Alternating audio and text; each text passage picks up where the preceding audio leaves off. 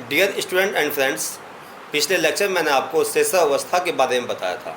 आज मैं आपको बाल्यावस्था की विभिन्न अवधियों के बारे में बताऊंगा, जो अलग अलग मनोवैज्ञानिकों ने अलग प्रकार से बताई हैं।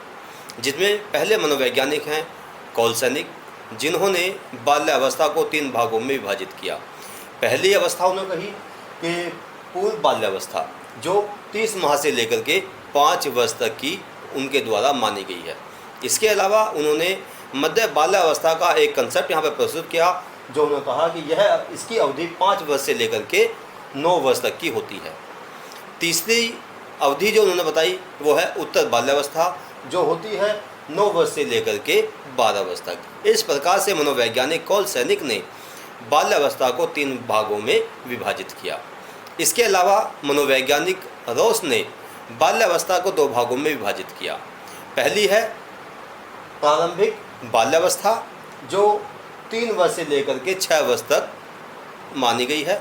इसके अलावा दूसरी अवधि उन्होंने बताई उत्तर बाल्यावस्था, जो उन्होंने मानी 6 वर्ष से लेकर के 12 वर्ष तक। इससे आगे मनोवैज्ञानिक हरलॉक के अनुसार बाल्यावस्था की जो अवधि होती है वो 2 वर्ष से लेकर के 12 वर्ष तक होती है। यहाँ पर मनोवैज्ञानिक हरलॉक ने इसके पूर्ण एक अवधि के रूप में स्थापित किया।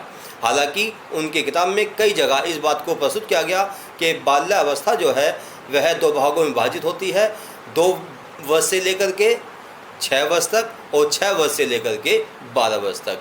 इसके बारे में जो उन्होंने कथन प्रस्तुत किया वो आगे आपको बताया जाएगा।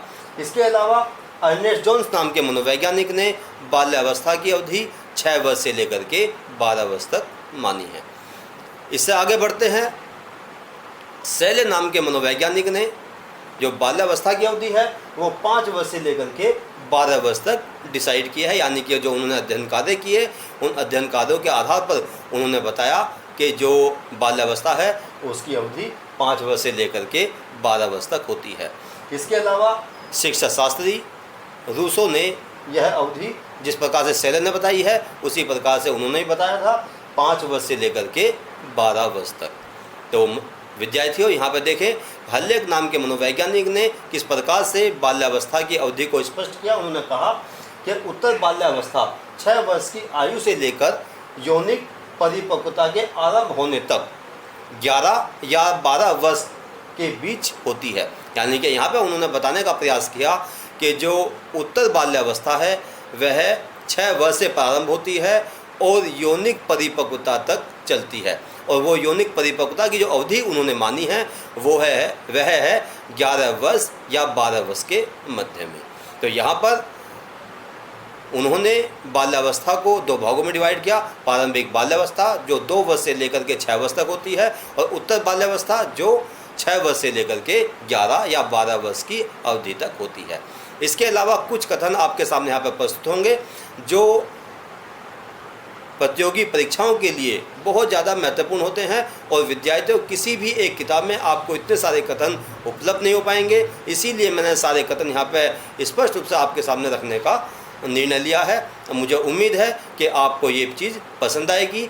जो मेरा प्रयास है आपको ज़रूर पसंद आएगा। यहाँ पर देखिए कि कोल एंड ब्रोस का जो कि बहुत महत्वपूर्ण कथन है, और अक्सर बीएड की परीक्षाओं में, डीएलएड की परीक्षाओं में, और साथ साथ यूपीटेट, सीटेट और जो अन्य राज्यों की सहायक अध्यापक भर्ती परीक्षाएं होती हैं उन परीक्षाओं में, या पात्रता परीक्षाएं होती हैं उन परीक्षाओं में ये कथन बहुत ज़्यादा पूछा जाता है, जो कि कोल एंड ब्रोस ने कहा है कि बाल्यावस्था जीवन का सबसे अनोखा काल है। विद्यार्थियों, adolescence period is the unique period कहलाता है। यानी कि यूनिक पीरियड ऑफ लाइफ, एक ऐसा काल जो कि अनोखा, यूनिक बताया गया है। और यह कथन आपको बहुत ज़्यादा याद रखना है जिससे आप एग्ज़ाम की तैयारी सही ढंग से कर सकें। आगे बढ़ते हैं, यहाँ पर मनोवैज्ञानिक जे.एस. रोस ने बाल्यावस्था को मिथ्या परिपक्वता की अवधि या अवस्था बताया है।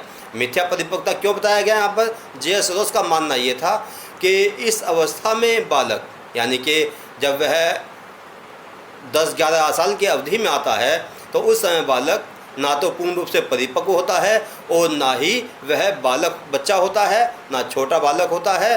तो वह इस प्रकार की क्रियाएं करता है जैसे कोई परिपक्व व्यक्ति करता है। इसीलिए जेसरोस ने इस अवधि को बताया कि यह मिथ्या परिपक्वता या सूडो मैच्योरिटी की अवधि कहलाती है। उन्होंने आगे कहा कि शारीरिक एवं मानसिक स्थिरता बाल्यावस्था की सबसे महत्वपूर्ण विशेषता है, यानी कि इस अवधि में बालकों के अंदर शारीरिक और मानसिक स्थिरता देखी जाती है। इसीलिए इसको उन्होंने कहा कि यह इस अवधि की सबसे प्रमुख विशेषता है। इसके बारे में हम अगले लेक्चर में डिस्कस करेंगे। आगे बढ़ते हैं, आगे देखते हैं एक और कथन। ब्लेयर, जोन्स एंड सिम्पसन के अनुसार बाल्यावस्था वह समय है जिसमें बालक के मूलभूत दृष्टिकोणों, मूल्यों और आदर्शों का बहुत बड़ी सीमा तक निर्धारण होता है। यहाँ पर देखिएगा कि जब बालक बचपन की अवधि को छोड़ करके आगे कदम बढ़ाता है, स्कूल जाना शुरू कर देता है, विद्यालय में पढ़ता है, शिक्षकों से मिलता है, संगी साथियों से मिलता है, मित्रता के संगठन बनाता है, समूह बनाता है, खेलता है, तो वहाँ पर उसके अंदर मूल्यों का विकास होता है, विभिन्न प्रकार के दृष्टिकोण उसके अंदर विकसित होते हैं और साथ साथ उसके अंदर आदर्श भी निर्मित होते हैं, संस्कार निर्मित होते हैं।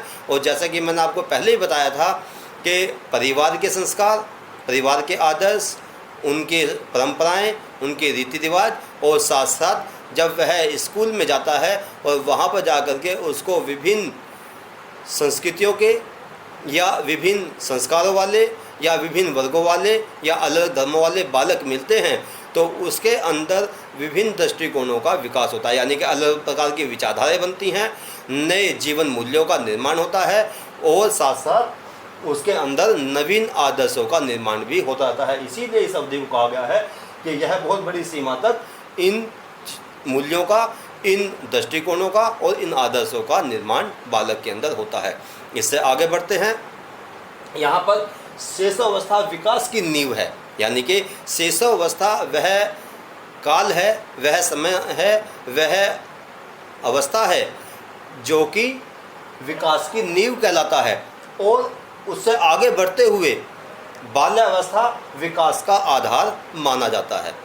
इससे आगे बढ़ते हैं, अगला एक कथन और आएगा आपके सामने कि मनोवैज्ञानिकों ने बाल्यावस्था को जीवन का निर्माणकारी काल कहा, यानी कि बाल्यावस्था जो है एक ऐसा समय है जो कि बालक के जीवन निर्माण का काल माना जाता है, यानी कि इसी काल में बालक के जीवन का निर्माण होता है। आगे बढ़ते हैं। मनोवैज्ञानिकों ने बाल्यावस्था को एक्सप्लोरेटरी एज या अन्वेषण की अवस्था या खोज की अवस्था कहा है, और साथ साथ इसको गैंग एज या टोली की अवस्था या समूह की अवस्था भी कहा गया है। इसके अलावा शिक्षा शास्त्रियों ने इसे प्रारंभिक स्कूली अवस्था कहा है। खासतौर से ये चीज़ उत्तर बाल्यावस्था के बारे में कही गई है कि उत्तर बाल्यावस्था में जब बालक 6 वर्ष से 12 वर्ष की अवधि में होता है तो वह स्कूल जाना शुरू कर देता है, इसीलिए इसको एलिमेंट्री स्कूल एज भी कहा जाता है। तो विद्यार्थियों, विभिन्न कथन मैंने बाल्यावस्था के बारे में आपके सामने प्रस्तुत किए। इसके अलावा एक कथन और आपके सामने स्पष्ट करूंगा जो कि एक स्पेसिफिक कथन है जिसको H.L. हेलिंगवर्थ ने प्रस्तुत किया। उन्होंने उत्तर बाल्यावस्था को क्षीण बुद्धि की रुकावट का काल कहा है। इस अवस्था को स्पष्ट करते हुए वे कहते हैं कि क्षीण बुद्धि में जो आवेगशीलता और अदूरदर्शिता देखी जाती है वह किशोरावस्था में भी दिखाई देती है, और वह क्षणिक आवेग में आगे, यानी कि बालक क्षणिक आवेग में आकर कुछ इस प्रकार के कदम उठा लेता है जो कि जिसके कि वह परिणामों की चिंता नहीं करता, और बिना परिणामों की चिंता किए हुए वह कदम उठा लेता है, उसको फल का या परिणाम का बिल्कुल भी आभास नहीं होता, यानी कि क्षणिक आवेश में आकर के और दूरदर्शिता दिखाते हुए वह इस अवस्था में कुछ इस प्रकार के कदम उठा लेता है। इसीलिए हेलिंगवर्थ ने इस अवस्था को क्षणिक बुद्धि की रुकावट का काल कहा है। तो विद्यार्थियों, जो बाल्यावस्था के बारे में कुछ कथन मनोवैज्ञानिकों के द्वारा प्रस्तुत किए गए, वो आपके समझ में आए होंगे। अगर आपको ये मेरा वीडियो पसंद आया हो तो ज़रूर लाइक करें, शेयर करें और सब्सक्राइब करें। धन्यवाद। जय हिंद, जय भारत।